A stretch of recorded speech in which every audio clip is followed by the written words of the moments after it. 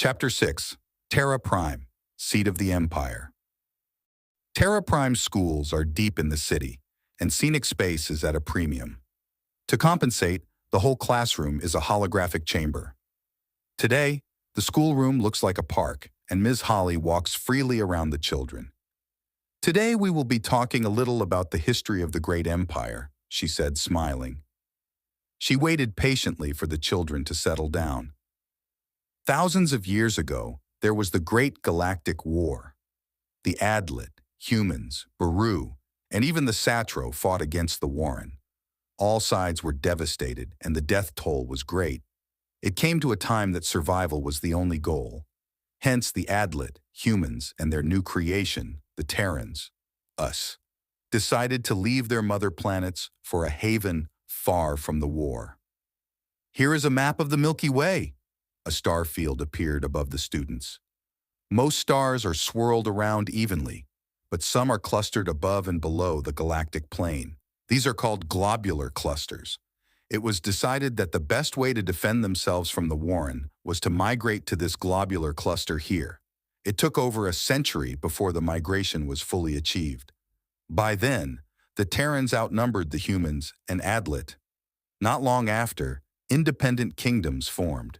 But our forefathers and mothers knew that they would need to unite the kingdoms for mutual defense.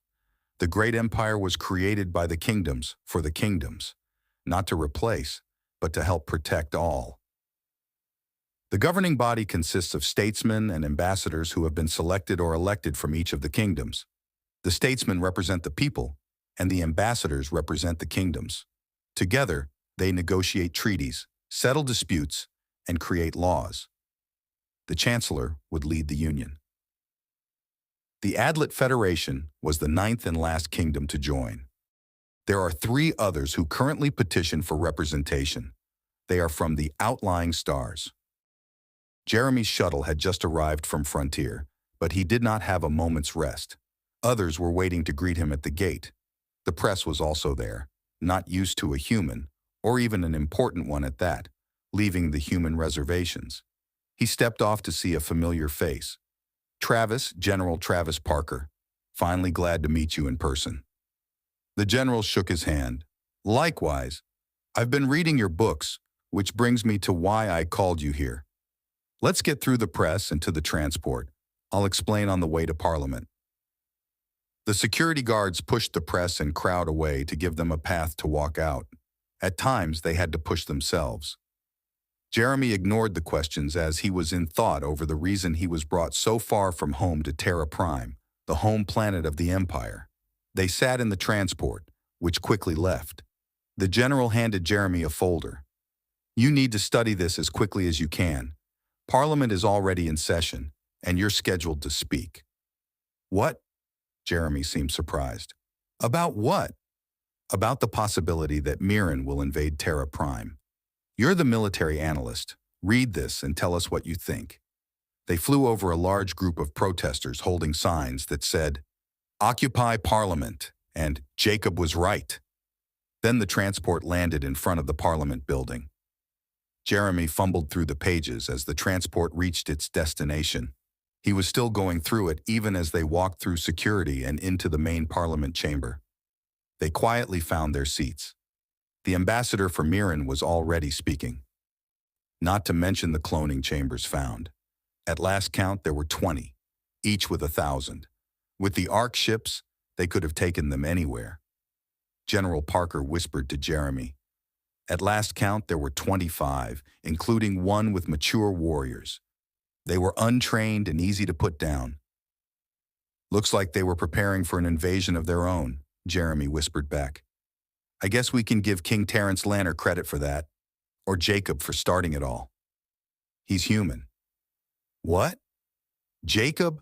How do you know? Lots of arrows pointing in the right direction. My God, didn't he come from Loman? Yes, and our thoughts match yours. The possibility is high he's your brother. Jeremy was stunned, but the general continued. He has a vendetta against the Adlet. I think he believes you're dead. He's out for revenge, along with Terrence. Jeremy, he's not stopping. He could threaten us all. He's certainly not stopping at Loman.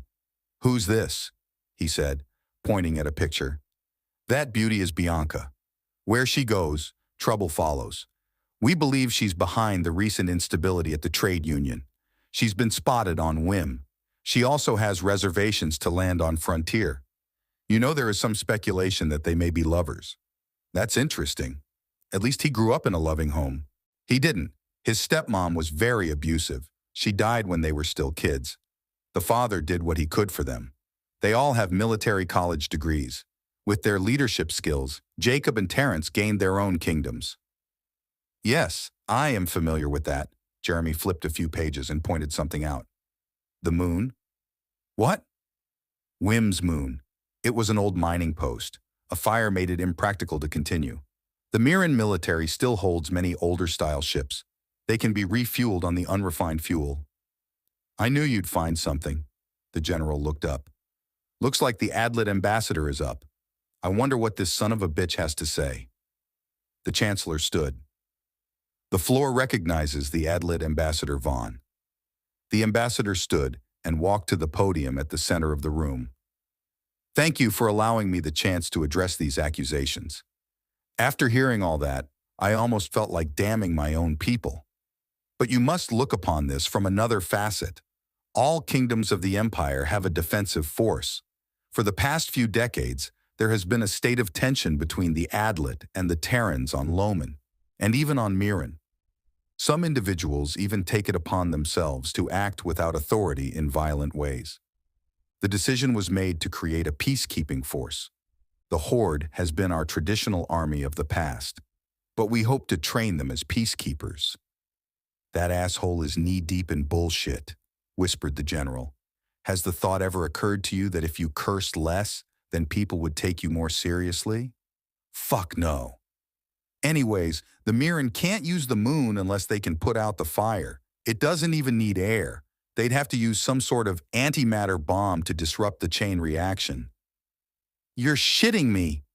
What? The general readjusted himself to get closer. I shouldn't be telling you this, but I think you have a need to know. Spill it.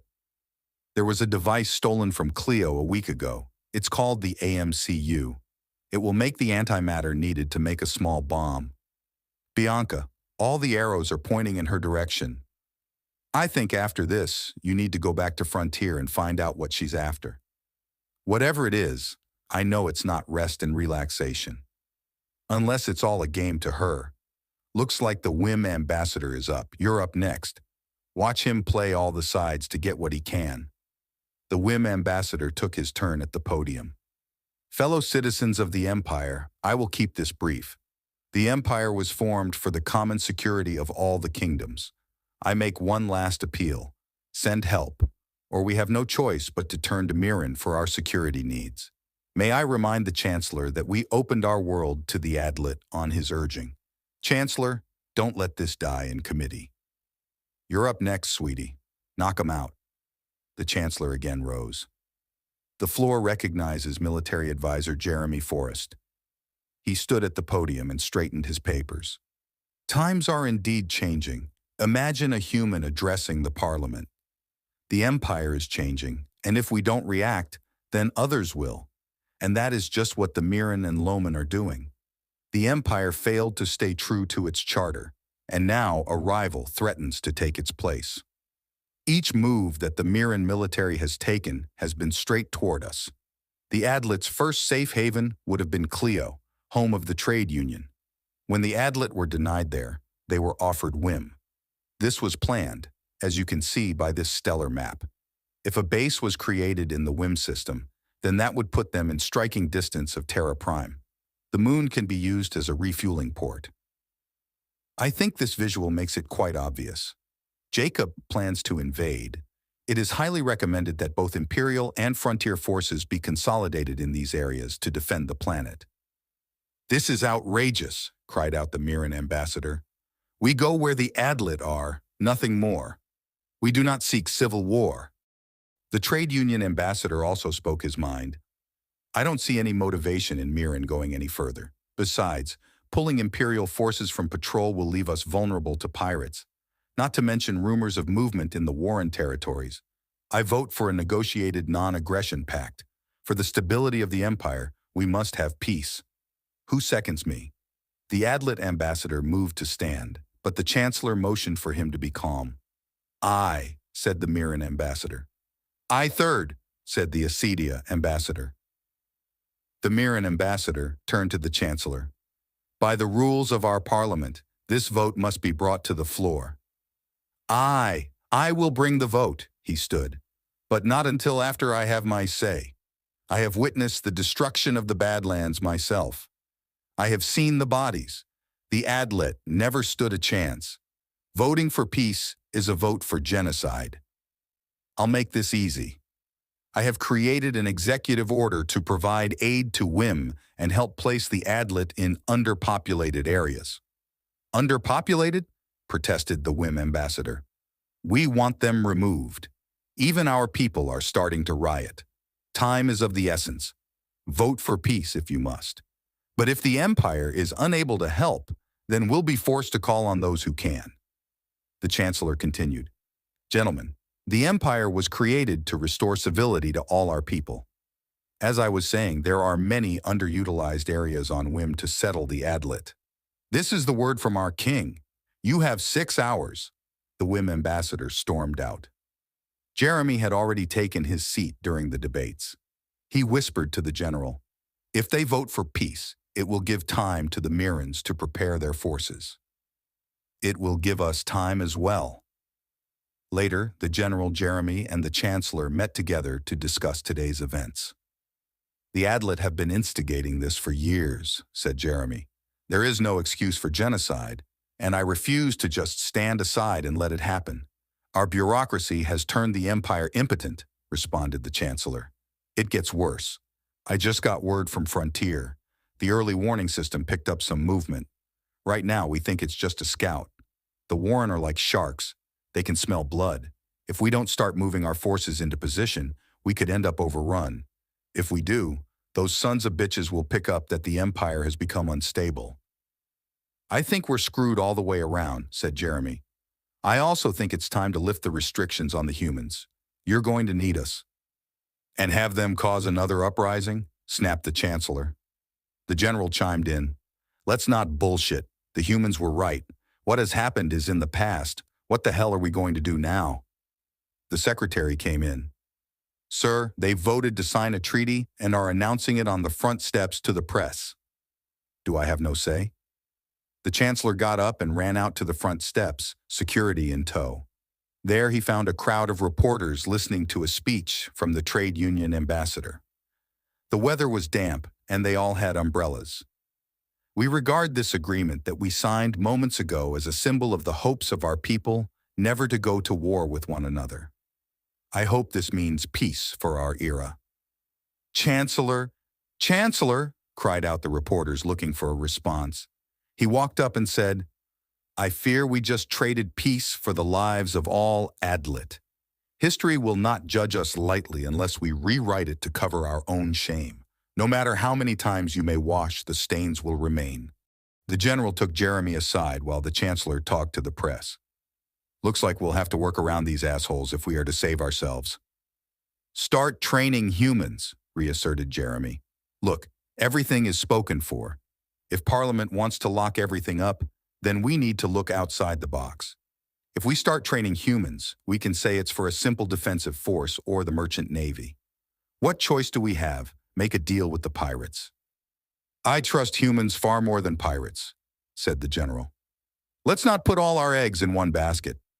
How long until the planetary defense system can be brought online? Not sure. It's been mothballed for about a decade. Some of them may not even be in orbit. You'll have your work cut out for you. Yes, I need you back on Frontier. Find out what Bianca is doing. The Chancellor's Chief of Security will go with you. His name is Connor Rain. Proceed with your idea and see if you can make merchant sailors out of your top students. I'll get the authorization from this end. Also, if Jacob is really your brother, it might help to get some FaceTime. What? You want me to call him? No, I want you to meet him. In the middle of the night, the Chancellor and his wife were sleeping soundly. The sound of the communicator went off. The Chancellor quickly silenced it and went to the next room so as not to disturb his wife. He answered it to see an image of his security officer on the screen. "It better be good, Connor," said the Chancellor, half asleep. The Meeran have arrived on whim. Several large battles ensued, and the arcs are again taking off. Preliminary reports are that the capital city is nearly leveled. Jacob promised support to rebuild and return everything to normal. "I think they intend to stay on the surface for a very long time," said Security Chief Connor. The Chancellor took a moment to clear his thoughts. "Any idea where the arcs are going?" "They were headed to the Forbidden Zone, which brings me to the next subject. We sent a scout to check up on that early warning from Frontier. It's already 2 days overdue. It is presumed destroyed." "Thanks, Connor. If this is it, I will get some more sleep before coming in early. You have a safe journey to Frontier." "No, sir. That is all. Thank you." The screen went black. The Chancellor got up and walked through his house as if looking for ghosts or as if he was lost. Finally, he walked to the balcony, sat down, and looked up at the stars, smiling. That moment quickly faded. He pulled out a cigarette to calm himself and help him decide what he must do. He figured he was damned no matter what. Did he dare affect matters outside his powers of office? He pondered such questions, using the cigarette to delay as long as possible. When he finished, he knew what he had to do. "What are you waiting for?" asked the voice in the shadow. "The doctor said you'd go away," he responded. "You may be the only one that can hear me, but that doesn't make me any less real. Perhaps Plato is correct. Only the shadows are real, the rest are only illusions. If you're real, then who else are you manipulating? It's all part of the grand design. We all have our roles." He went back to the communicator and turned it on. "Interstellar Tel, please." The communicator paused, and a large logo appeared on the screen. "Direct Connect Clio, Chairman Christopher Atlas." Christopher's face showed up. "Chancellor, what can I do for you?" "I need your connections. I have a business opportunity for you." I'm kinda in the hot seat right now. My ID was used in a recent theft." "Those aren't the connections I'm looking for." "I beg your pardon." "Recent parliamentary decisions have left me rather desperate. Tell your friends that I'm willing to pay them a fortune."